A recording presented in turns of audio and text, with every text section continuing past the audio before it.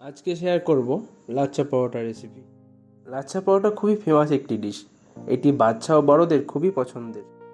তো চলুন দেখে নেওয়া যাক কি করে ঘরোয়া পদ্ধতিতেই রেস্টুরেন্টের মতো ক্রিস্পি লাচ্ছা পরোটা বানানো যায়। And yes, welcome to our channel chef স্নাইফ।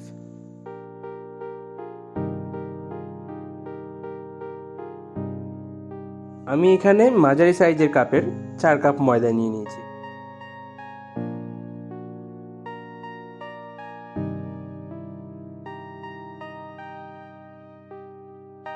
লাগছে স্বাদ মতো নুন,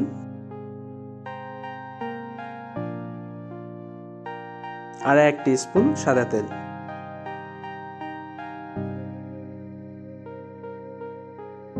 তেল দেওয়ার পর আমরা ময়দাটাকে একটু ভালো করে মাখিয়ে নেব। তারপরই ঈষৎ উষ্ণ জল দিয়ে অল্প অল্প করে মাখতে থাকবো এটাকে। আমরা জলটা একবারে সম্পূর্ণ দিয়ে দেব না, আস্তে আস্তে দেব অল্প অল্প করে, এবং আস্তে আস্তে মাখতে থাকবো। এতে ময়নটা খুব সুন্দর হয়। আমরা ময়দাটাকে একটু সময় নিয়ে ভালো করে মেখে নেব।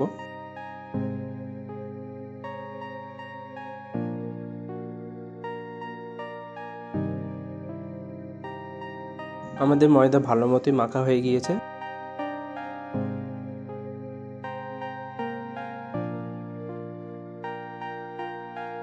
এটাকে আমরা এবার 10 থেকে 15 মিনিটের জন্য রেস্টে রাখবো।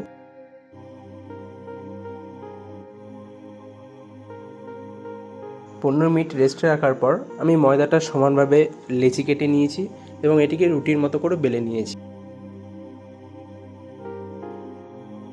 আমি 2 টেবিল স্পুন সাদা তেলের সাথে 1 টেবিল স্পুন কর্নফ্লাওয়ার অ্যাড করেছিলাম এবং সেটি একটি মিশ্রণ বানিয়ে নিয়েছিলাম। সেই মিশ্রণটি এখন আমরা এই ডোটার উপরে দিয়ে দেব। আমি একটি পিৎজা কাটার দিয়ে এবার এটাকে কেটে নেব। আপনারা পিৎজা কাটার না থাকলে চাকুর মাধ্যমে এরকমভাবে কেটে নিতে পারেন। কাটা হয়ে গেলে আমরা এটাকে এরকম আস্তে আস্তে গুটিয়ে নেব।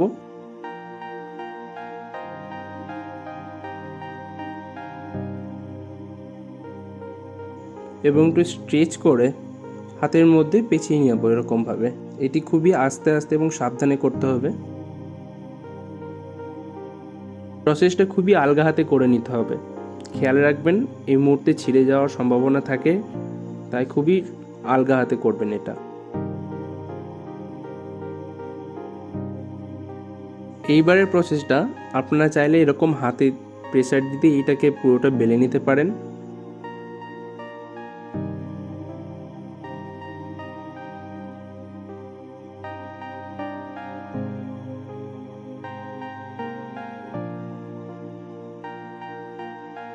বা বেলনি দিয়েও এটাকে রুটির মতো করে বেলে নিতে পারেন।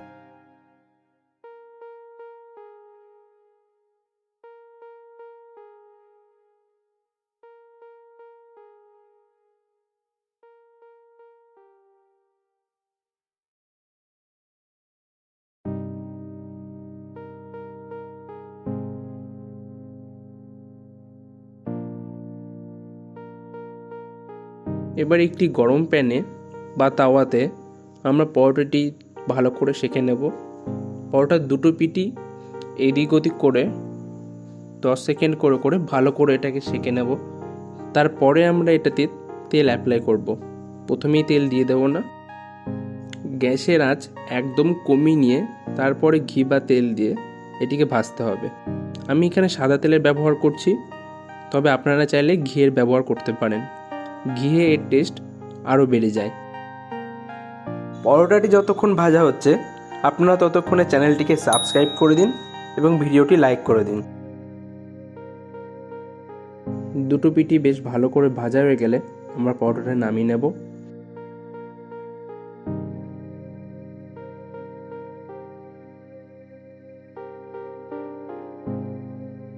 আমাদের পরোটাটা বেশ ভালোই ক্রিস্পি হয়েছে, দেখতেই পাচ্ছেন। পরোটাটা গরম থাকাকালীনই আমরা এরকম হাতে করে এটাকে একটু প্রেস করলেই দেখবেন এর লেয়ারগুলো আস্তে আস্তে খুলে যাচ্ছে। পরোটাটা কিন্তু দেখতে বেশ দারুণই লাগছে, আপনারা দেখতেই পাচ্ছেন। আমি পরোটাটি সার্ভ করব গরম গরম বাটার পনির মশলার সাথে। আপনারা চাইলে আমার চ্যানেলে গিয়ে পনির বাটার মশলা রেসিপিটা দেখে নিতে পারেন, চ্যানেলে আপলোড করা আছে। রেসিপিটা অবশ্যই বাড়িতে ট্রাই করবেন এবং ভালো লাগলে আমাকে নিশ্চয়ই জানাবেন। ধন্যবাদ।